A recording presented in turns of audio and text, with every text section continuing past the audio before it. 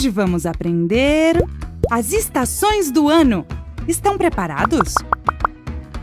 O ano tem 4 estações. Que cheiro bom! Esta é a primavera. Na primavera, tudo fica cheio de flores. Primavera. Esse é o verão. Faz muito calor e costumamos ir para a praia ou para a piscina. Verão.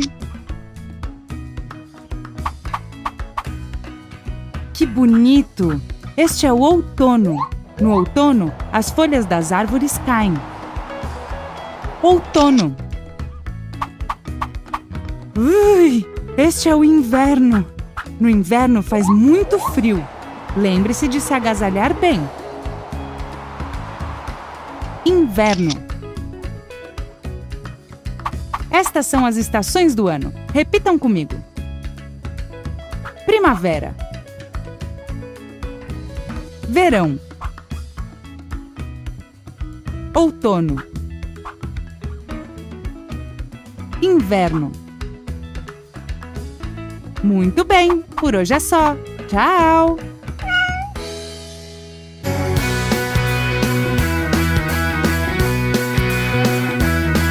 Gira, gira, o tempo passa, vai mudando a estação.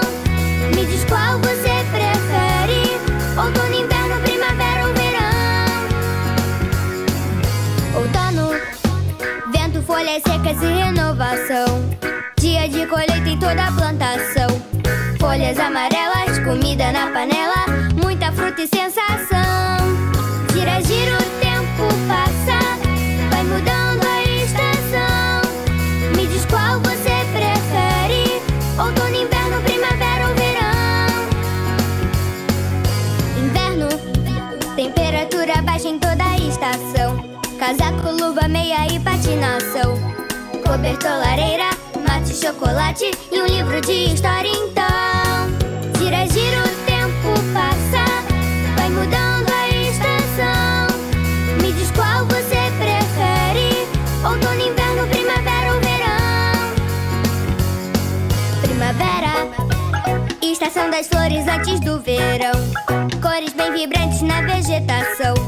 Vida mais ativa, paisagem colorida, preparativos pro verão.